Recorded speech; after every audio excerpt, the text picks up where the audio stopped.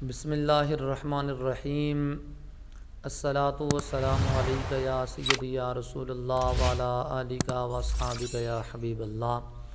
حضرات ذی وقار، آج کی ہماری گفتگو کا عنوان ہے کہ وہ ہم میں سے نہیں۔ یہ تنبیہ کے طور کے اوپر آقا علیہ الصلاۃ والسلام نے بہت سی حدیثوں کے اندر اس چیز کو بیان فرمایا، جس طرح کہ جامع الترمذی شریف کی حدیث مبارکہ ہے، مسند امام احمد بن حنبل کی حدیث مبارکہ ہے۔ ان تمام حدیثوں کے اندر بعض مقام کے اوپر سرکار نے یہ جملہ بار بار ارشاد فرمایا کہ وہ ہم میں سے نہیں۔ یعنی حضور کے کہنے کا یہ مطلب یہ تھا کہ جو چھوٹوں کے اوپر رحم نہ کرے اور بڑوں کا ادب اور احترام کرے وہ ہم میں سے نہیں۔ یہ کوئی عام جملہ نہیں، یہ کوئی عام سی بات نہیں۔ دیکھیں کہ گھر کا بڑا سربراہ اگر کسی چھوٹے بندے کو کہہ دے کہ تو ہمارا نہیں یا تو گھر سے نکل، تو یہ اس کے لیے بہت ایک بڑی بات ہوتی ہے کہ مجھے اپنے اندر شمار نہیں کیا گیا، میرا شمار اپنے اندر نہیں رکھا گیا، مجھے گھر سے نکال دیا گیا یا مجھے اپنے گھر کے فردوں میں سے انفرادی طور کے اوپر الگ کر دیا گیا۔ کیا وجہ بنی؟ بہت بڑی علت ہے اس کے پیچھے۔ لیکن جسے نبیوں کا سلطان اپنی امت میں سے فرمائے کہ وہ ہم میں سے نہیں، اب کون سے لوگ ہیں؟ سرکار نے بار بار ارشاد فرما کر ان کے تمام جو باتیں ہیں، جو عادتیں ہیں، ان سے منع کرنے کے لیے یہ بار بار ارشاد فرمایا۔ ایک نمبر کے اوپر آقا علیہ الصلاۃ والسلام نے فرمایا کہ وہ ہم میں سے نہیں کہ جو ہمارے چھوٹوں کے اوپر رحم نہ کرے اور بڑوں کا ادب و احترام نہ کرے۔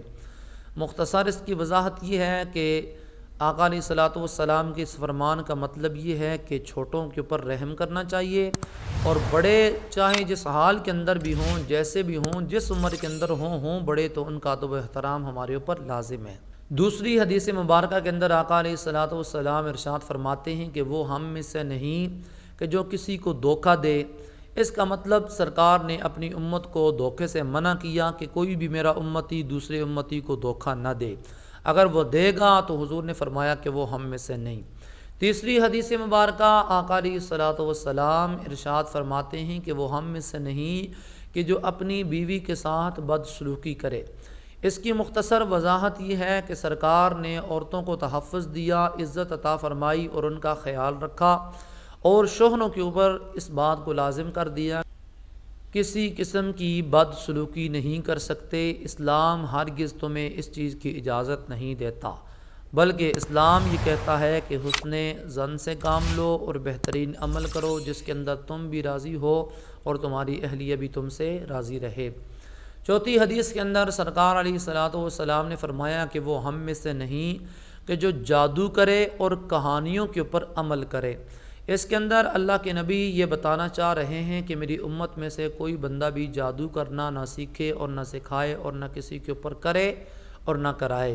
یعنی امت کو جادو سے بچنے کی سرکار نے تلقین ارشاد فرمائی، اور فرمایا کہ جو کہانیوں کے اوپر عمل کرے، اس سے مراد یہ ہے کہ ماضی کے قصے، اور دوسری مراد اس سے یہ ہے کہ لوگوں کی سنی سنائی باتوں کو دین نہیں بنانا، بلکہ وہی کام کرنا، اسی چیز کی عمر عمل کرنا کہ جو اللہ کے قرآن اور حضور کے فرمان سے ثابت شدہ ہو۔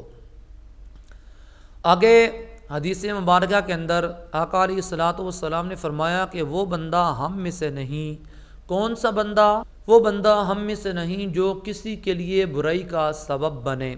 انسان ایک فرد واحد ہے، اس کی وجہ سے عورت اگر ماں کے روپ کے اندر ہو تو اسے گالی سننی پڑتی ہے، بہن کے روپ کے اندر ہو پھر بھی گالی سننی پڑتی ہے، بیوی کے روپ کے اندر ہو تب بھی گالی سننی پڑتی ہے، بیٹی کے روپ کے اندر ہو تب بھی گالی سننی پڑتی ہے۔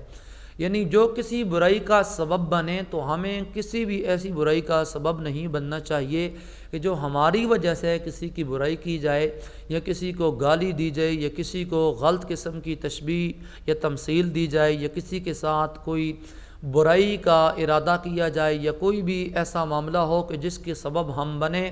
برابر اس کو تو گناہ ہوگا، لیکن جو مسبب ہوتا ہے بنانے والا اور جو سبب ہوتا ہے بننے والا، اس کو بھی برابر گناہ ملتا ہے۔ اس لیے حضور کے اس فرمان کا یہ مطلب ہے کہ اسلامی تعلیمات کے مطابق چلو تاکہ تم کسی کے لیے پریشانی یا کسی کے لیے ظلم یا کسی کے لیے برائی کا سبب نہ بنو۔ آقا علیہ الصلاۃ والسلام نے آگے حدیث مبارکہ کے اندر فرمایا کہ وہ ہم میں سے نہیں جو اپنے والدین کے ساتھ احسان نہیں کرتا، یعنی ان کا ادب اور احترام نہیں کرتا۔ اس حدیث پاک سے یہ مراد ہے کہ سرکار نے فرمایا میری امت اپنے والدین کا ادب اور احترام کرے۔ میری امت کے اوپر اس بات کو لازم کر دیا گیا، اگر تم رب کی رضا چاہتے ہو تو تمہیں سب سے پہلے اپنے ماں باپ کو راضی کرنا پڑے گا۔ آگے اللہ کے نبی ارشاد فرماتے ہیں کہ وہ ہم میں سے نہیں کہ جو لوگوں کے اندر اختلاف پیدا کرے۔ اس حدیث سے یہ مراد ہے کہ معاشی، معاشرتی، خاندانی اور خاندانوں کے لوگوں کے اندر اختلاف پیدا کرنا یا انہیں ایسا باور کرنا، ایسا سمجھانا، ایسے الفاظوں کا استعمال کرنا یا اس طرح ان کے ساتھ باتیں کرنا کہ جو آپس کے اندر اختلاف کا ذریعہ بنے یا اختلاف کے معاملات بنے، کسی بھی قسم کے اختلاف سے سرکار نے منع فرمایا اور کسی بھی اختلاف کی اجازت نہیں دی۔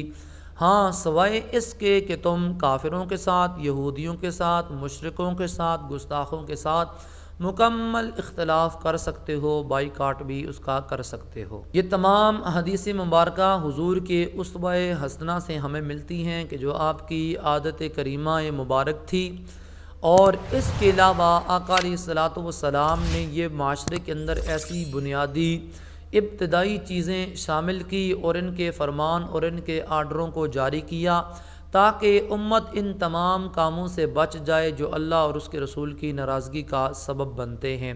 تو یہ حضور کے اسوہ حسنہ سے ہمیں تعلیمات ملتی ہے۔